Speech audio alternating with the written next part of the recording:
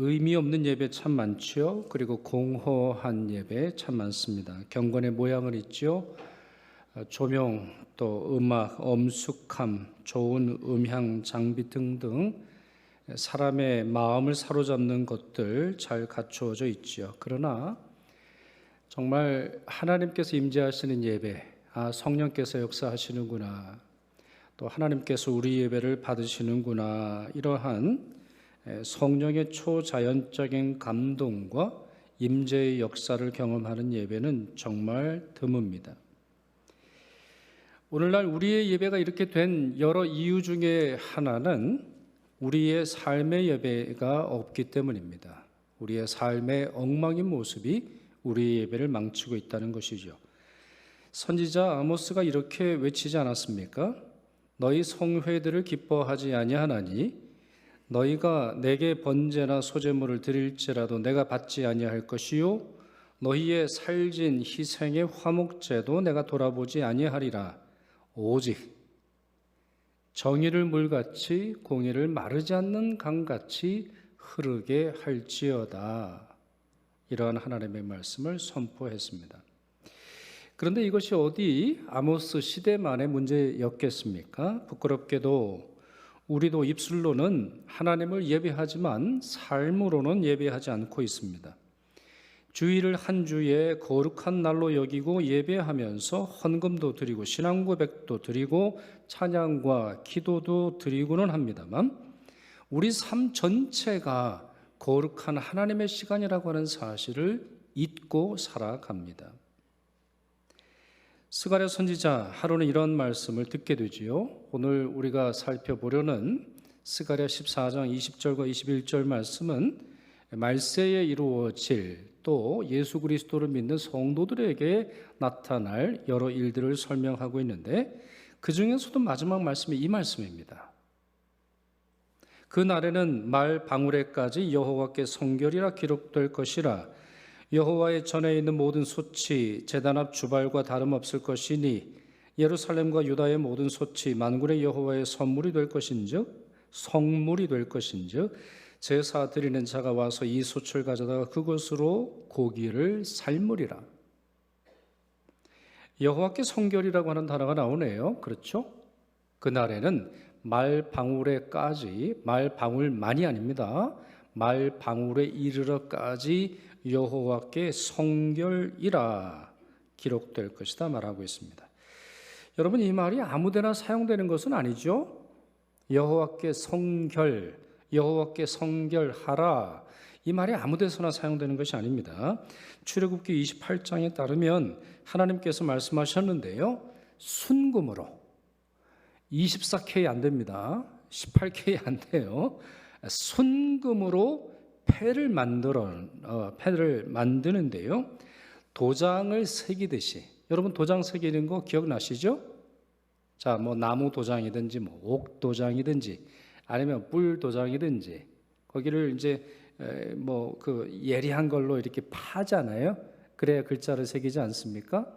그런 식으로 그 위에 이 말을 새기라, 여호와께 성결이라고 하는 이 단어를 새기도록 하셨어요. 그리고는 그 새긴 판을 대제사장의 관에 붙이도록 하셨습니다. 관 전면에. 그러시면서 이런 말씀을 하셨죠. 출애굽기 28장 38절, 이 패를 아론의 이마에 두어 그가 이스라엘 자손이 거룩하게 드리는 성물과 관련된 직책을 담당하게 하라. 자, 여호와께 성결이라고 하는 이 단어 어디에 붙여진다고요? 대제사장 관에 붙이는 겁니다. 그래, 이걸 붙일 때 가장 거룩한 직분을 감당하는 대제사장이 그 직책을 감당할 수 있게 되는 거예요. 자, 그리고 나서는 뭐라고 되어 있어요? 그 패가 아론의 이마에 늘 있으므로 그 성물을 여호와께서 받으시게 되리라 그랬어요. 자, 이 말이 무슨 말씀이겠습니까? 대제사장을 통해서 이것은 성결하다라고 하는 선언이 있은 후에 그 성물을 하나님이 받지 않으시겠느냐, 이렇게 설명하고 있는 것이죠. 자, 그런데 스가랴서로 다시 돌아오셔서 이것이 출애굽기 28장에 나오는 말씀인데, 자, 스가랴서에 오셔서 이 말이 어디에 기록된다고요? 어디예요? 기억나세요? 말 방울에까지. 대제사장의 이마에 있어야 하는 문장이 우리 일상에 아주 일상에 사소한 것처럼 보이는 말 방울에까지 이 말을 두도록 하라고 했어요. 말은 제사에 사용되는 동물이 아니죠. 구약 성경을 어딜 찾아봐도 하나님께서 말을 받으신 경우는 찾아볼 수 없습니다. 사람을 실어 나르는, 짐을 실어 나르는, 아니면 주로 군대에서 군인들이 타고 다니는 그러한 전쟁용 짐승이라고 볼 수 있어요. 그런 점에서 말 방울은 지금으로 보면 자동차 경적이라고 부를 수 있을 것 같아요. 말 방울은 우리식으로 보면 이제 자동차 경적 같습니다. 우리가 운전할 때 얼마나 쉽게 그리고 얼마나 함부로 경적을 울립니까? 사람들에게 주의를 주려고 빵빵거리고 기분 나빠도 빵빵거리잖아요. 확 지나가면 기분 나쁘다고 빵 한단 말이에요. 그거를 말방울 소리에 비유할 수 있을 것 같아요. 그렇습니다. 사소하고 작은 물건이에요. 그저 우리의 감정 아니면 우리의 행동, 우리가 그저 아무 생각 없이 하는 어떤 행동의 물건이라고 볼 수 있어요. 그런데 하나님이 뭐라고 말씀하세요? 말방울에까지 여호와께 성결이라 기록될 것이다 말씀하셨습니다. 이뿐만이 아니지요. 가정집에서 사용되는 그릇도 달라져야 합니다. 본래 제사에 쓰이는 그릇은 제작할 때부터 특정 기술자가 만듭니다. 아무나 만들지 않아요. 아무데나 두지 않습니다. 아무데나 보관하지 않아요. 왜요? 하나님께서 사용하시는 그릇인데, 하나님이 받으시는 성물을 담아내는 그릇인데, 그 성물을 삶는다거나 그 성물을 잡아 올린다거나 하나님께 올려드리는 성물을 담는, 사용되는 성물을 담기 위해 사용되는 도구이니 이것은 너무나 당연하죠. 그런데 오늘 말씀해 보시면 하나님은 어느 때가 되면 유다의 모든 소치, 성물이 될 것인즉 말씀하셨습니다. 우리식으로 비유하면 어떻게 될까요? 라면 삶는 냄비도, 또 엄마들이 여행 가면서 뼈다귀 우려내는 곰탕 들통도, 우리 남편들이 두려워하는 게 이 곰탕 들통이죠. 갑자기 큰 들통이 와서 삶으면 여보 어디가?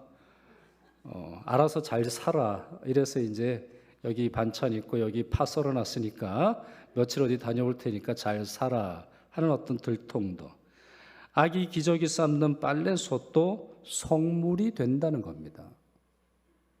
성물이 된다는 거예요. 그러니 이 스가랴 14장 말씀은 무슨 뜻이겠습니까, 여러분? 결론적으로 이 스가랴서 14장의 마지막 나오는 이 말씀은 무슨 뜻이에요?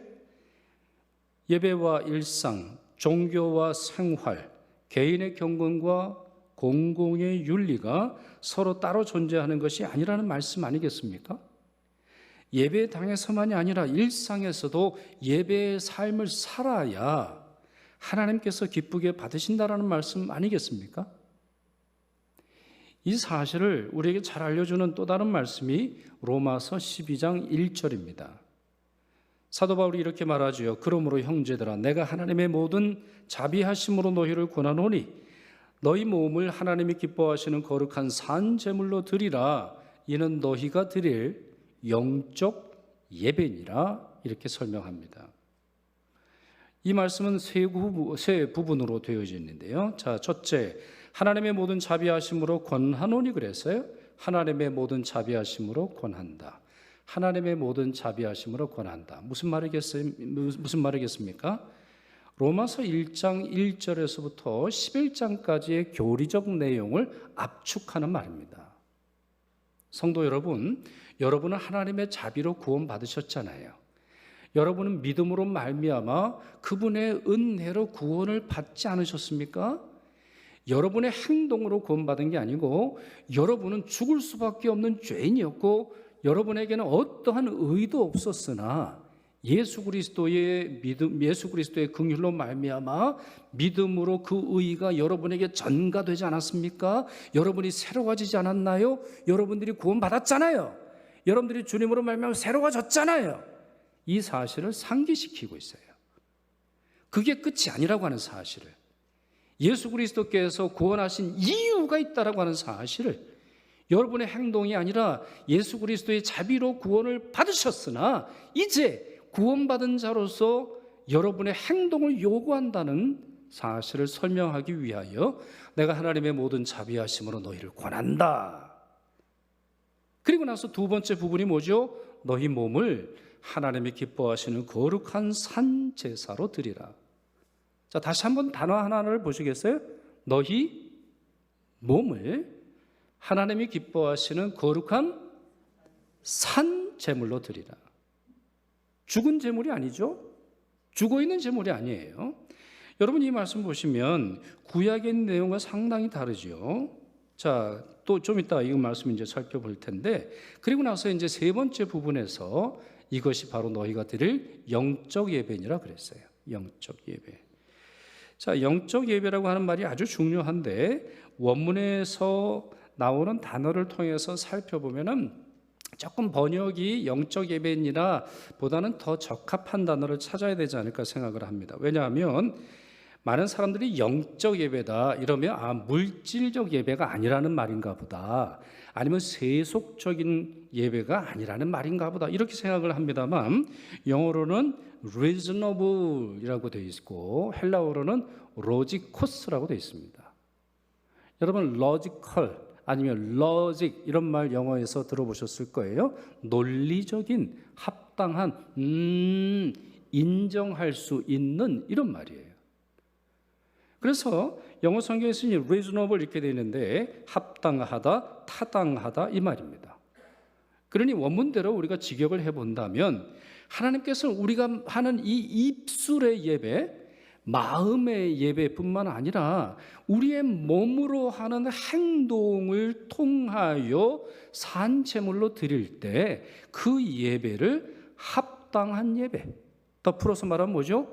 하나님의 영광에 합당한, 하나님의 말씀에 합당한, 하나님의 마음에 합당한, 하나님이 우리를 구원하신 구원의 목적에 합당한 예배를 드리고 있다, 이런 설명이에요. 여러분 구약의 예배는, 구약의 제사는 상당히 다른데 대부분 죽은 것을 드립니다. 그렇지 않습니까? 곡물이나 기름을 드리기도 합니다만 제사의 과정, 동물을 죽입니다. 곡식을 그대로 바치는 경우는 없어요. 곡식을 곱게 갈아서 소재로 드리는 것이죠. 산 것은 드리는 게 아니에요. 죽어야 드릴 수 있어요. 자, 여기에서는 중요한 의미가 있는 것인데, 작년에 이미 말씀을 이제 드렸다시피 내가 죽어야 하는데, 내 죄로 말미암아 죄를 지은 내가 죽어야 하는데 누군가가 대신 죽어 내가 하나님 앞에 설 수 있음을 기억하고 기념하고 감사하는 것이 구약 제사의 전통이에요. 이게 정신입니다. 내가 죽어야 하는데 바로 이런 희생 제물의 죽음으로 인해서 내가 은혜 받았다라고 하는 사실을 상기시켜 주려는 목적이죠. 그러나 구약의 제사는 모두 죽음을 통해서 드립니다. 이때 제물이 흠이 없으면 되는 것이고 드리는 과정의 원칙만 잘 지키면 되는 것이죠. 그러나 하나님은 몸으로 드리는 거룩한 산 제물을 요구하세요. 이것이 구약으로부터 신약 때 이르기까지, 그리고 무엇보다도 신약의 성도들이 기억해야 하는 예배의 중요한 원칙이에요. 그렇다면 몸으로 드리는 예배, 산 제물로 드리는 예배는 무엇을 의미할까요? 우리 어떻게 해야 돼요? 세 가지 말씀드릴게요. 첫째, 정의와 인자와 겸손히 하나님과 동행하는 거예요. 이게 몸으로 드리는 산 제물입니다. 첫째가 뭐예요? 정의와, 둘째 인자함과, 셋째 겸손히 하나님과 동행하는 겁니다. 미가서 6장 말씀 같이 읽겠습니다. 내가 무엇을 가지고 여호와 앞에 나아가며 높으신 하나님께 경배할까? 내가 번제물로 1년 된 송아지를 가지고 그 앞에 나아갈까? 여호와께서 천천의 순양이나 만만의 강물 같은 기름을 기뻐하실까? 사람아, 주께서 선한 것이 무엇임을 내게 보이셨나니 여호와께서 내게 구하시는 것은 오직 정의를 행하며 인자를 사랑하며 겸손하게 내 하나님과 함께 행하는 것 아니더냐. 이런 것들은 다 내팽개치고 천천의 순양과 만만의 기름을 드리는 걸로 살아있는 예배, 하나님이 받으시는 예배, 하나님의 영광에 합당한 예배로 아느냐. 예언자는 촉구하고 있습니다. 하나님이 원하시는 게 뭐예요? 정의를 행하는 거예요. 정의를 주장하는 겁니까, 여러분? 뭐라고 되어 있어요? 정확하게 정의를 행하는 겁니다. 여러분, 요즘 시대에 혼탁함은 어디에 있지요? 남에게 정의를 적용하는데 혈안이 되어 있어요. 정의를 주장함으로 말미암아 내가 마치 정의로운 사람처럼 행동을 하는 사람에게 우리는 너무나 질려 있어요. 자기에게 원하는, 자기가 적용해야 하는 정의가 있음에도 불구하고 남에게만, 다른 사람에게만 정의를 주장하는 시대 속에서 살아가고 있기에 우리는 정말 살기 어려운 거 아니에요?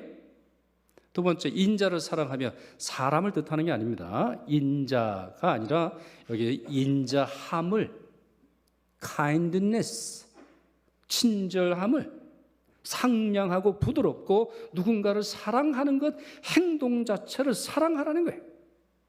그리고 겸손히 하나님과 동행하는 것이야말로 하나님이 요청하고 구하는 것이다. 이렇게 설명합니다. 두 번째, 선행과 나눔을 뜻합니다. 산 제물, 하나님 앞에 합당한 우리의 몸으로 드리는 제물은 선행과 나눔입니다. 히브리서 13장 15절 16절 같이 읽겠습니다. 그러므로 우리는 예수로 말미암아 항상 찬송의 제사를 하나님께 드리자. 이는 그 이름을 증언하는 입술의 열매니라. 오직 선을 행함과 서로 나누어 주기를 잊지 말라. 하나님은 이 같은 제사를 기뻐하시느니라 그랬어요. 자, 좀 단어를 분석 좀 해야 될 것 같은데, 자, 본문은 이제 두 가지의 제사를 우리에게 설명합니다. 첫 번째 제사는 뭐죠? 찬송의 제사예요. 그리고 이걸 뭘 말하는 거예요? 그냥 찬송을 부르라는 거예요. 예수 그리스도께서 하신 일을 찬송을 부르라는 겁니다. 그러면 이 제사는 어떤 예물을 드립니까? 입술의 열매이죠. 그렇죠? 찬송의 제사. 영어로는 sacrifice라고, 단수라고 되어 있는데 이것이 입술의 열매다. 그리고 나서 다른 내용이 나와요.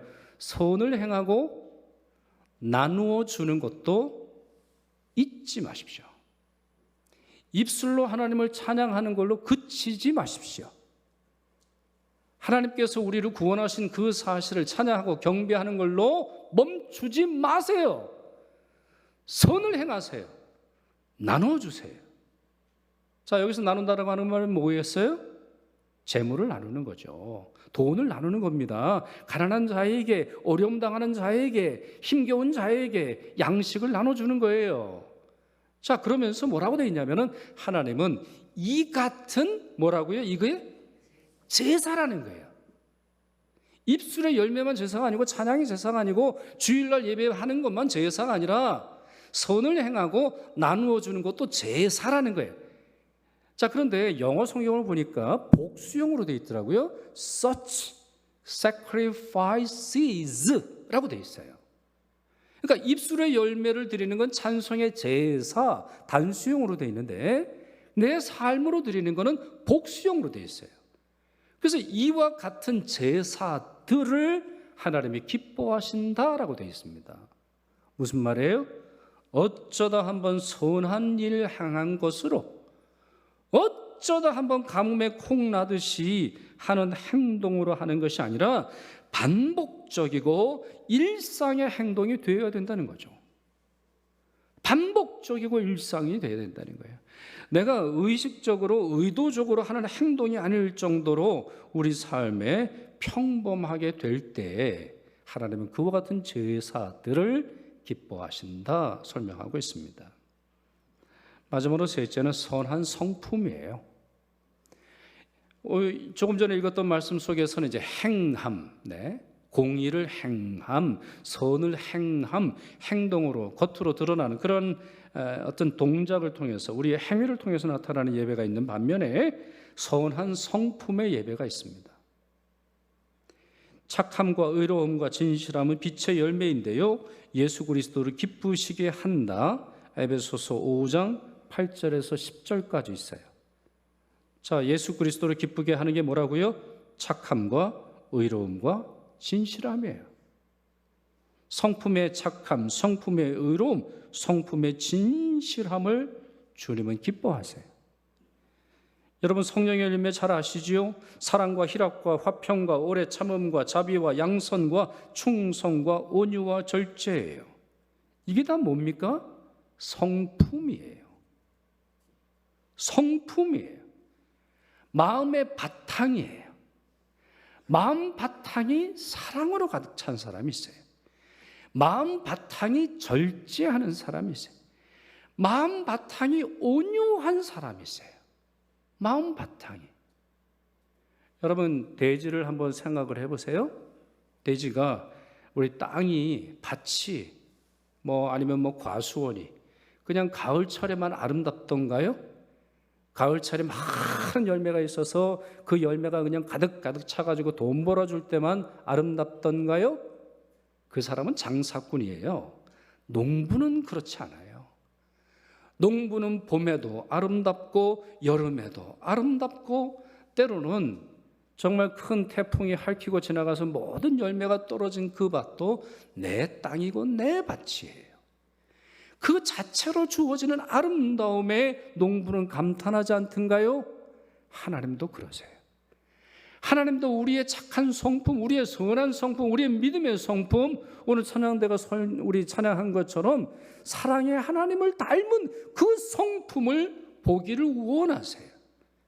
그리고 그와 같은 성품을 통해 영광을 받으시는 것이죠. 그러니 착하고 선한 인격과 성품도 하나님이 받으시기에 합당한 일상의 예배가 된다는 것입니다. 어쩌면 이 시대 성도들에게는 또 다른 요구가 있는 걸로 보입니다. 이와 같이 정의를 행하고 또 우리의 착한 행실과 선한 성품과 또 나누어주는 행동과 또 하나님께서 원하시는 여러 행동들을 할 뿐만 아니라 이 시대의 성도도 20세기와 21세기를 살아가는 우리에게 특별히 요구하시는 또 다른 일상의 예배가 있는 것으로 보입니다. 그것은 창조의 세계를 돌보는 일입니다. 시편에 따르면요, 인간만 하나님을 찬양하고 예배하는 것이 아님을 우리가 알 수 있습니다. 하나님께서 사람이 세운 예배당에만 임재하시는 것이 아니라 피조 세계 전체가 하나님을 찬양하는 예배당이라고 하는 말씀이 한두 군데가 아니에요. 시편 19편 1절 같이 읽습니다. 하늘이 하나님의 영광을 선포하고 궁창이 그의 손으로 하신 일을 나타내는도다. 여러분, 우리 시대는 이 찬양을 부를 수가 없어요. 왜요? 하늘이 안 보이는데. 하늘이 안 보이잖아요. 밤에 별이 안 보이잖아요. 우리가 만들어낸 매연과 우리가 만들어낸 환경 오염으로 인해서 하늘이 하나님의 영광을 찬양하는 것을 느낄 수 없어요. 시편 24편 1절에서 3절 같이 읽겠습니다. 땅과 거기에 충만한 것과 세계와 그 가운데 사는 자들은 다 여호와의 것이로다. 여호와께서 그 터를 바다 위에 세우시며 강들 위에 건설하셨도다. 여호와의 산에 오를 자가 누구며 그의 거룩한 곳에 설 자가 누구인가? 누구예요? 누굽니까? 여러분, 여기도 이제 한글 성경으로 우리 그냥 볼 때 좀 오해의 여지가 있는데, 우리 첫 줄에 땅과 거기에 충만한 것과 세계와 그 가운데 사는 자, 여기서의 자를 사람으로만 해석을 하는 경향이 있어요? 아니에요. 문장을 다시 보세요.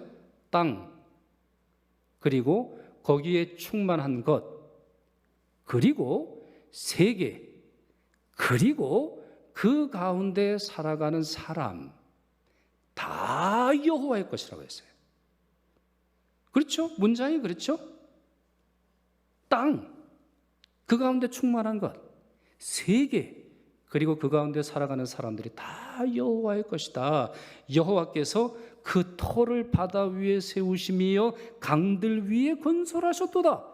사람의 문화만이 아니고 사람의 문명만이 아니라 세계 곳곳에 하나님의 성전이 세워져 있다는 거예요.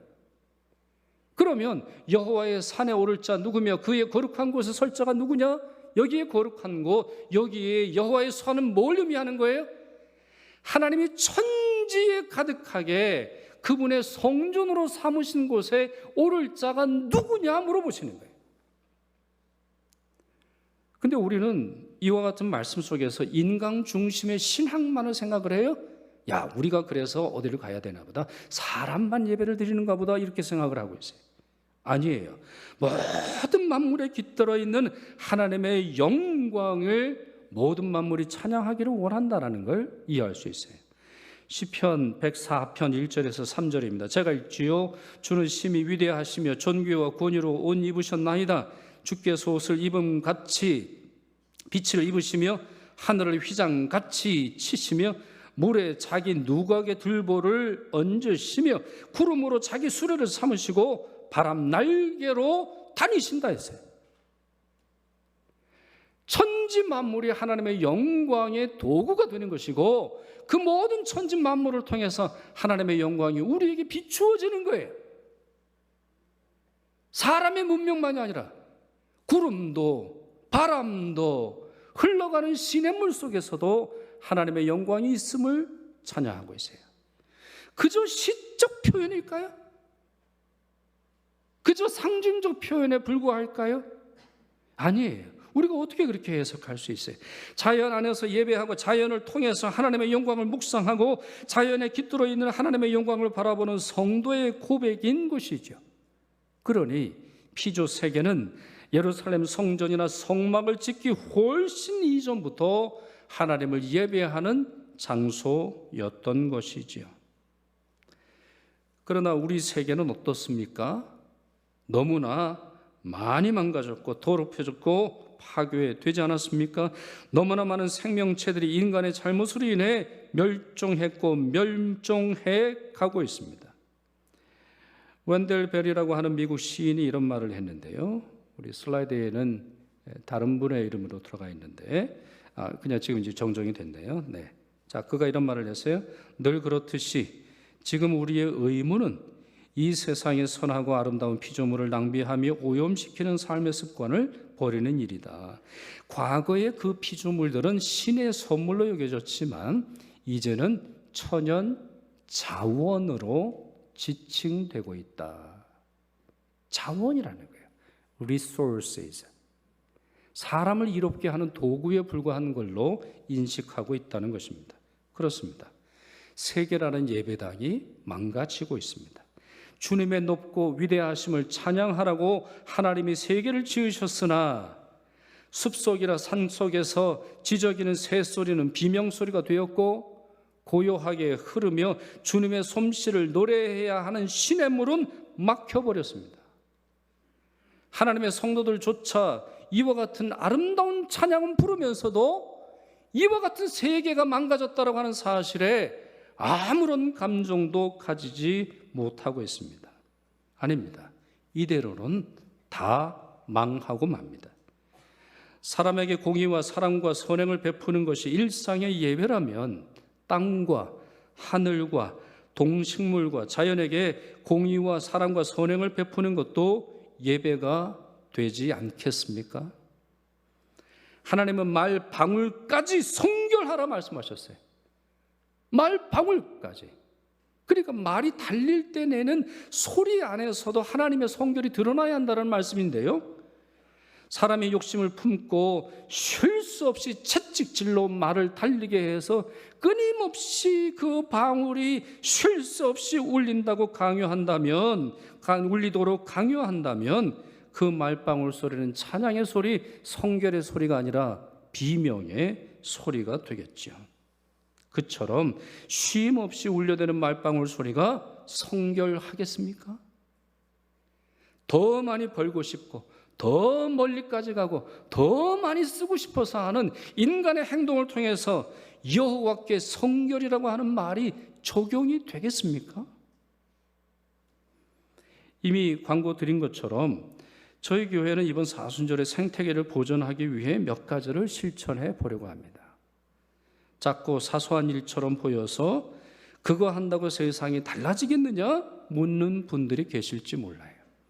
이번 주 수요일부터 이제 사순절이 시작이 되고 그날 씨앗을 심는 행동을 합니다.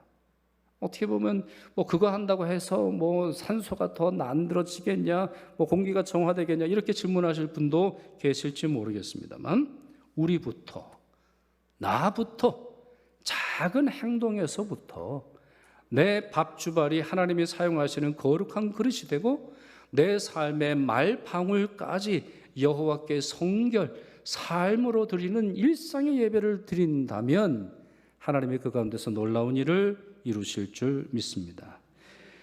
믿음과 소망을 가지시고 함께 동참해 주시는 여러분들 되기를 축원합니다. 기도하겠습니다.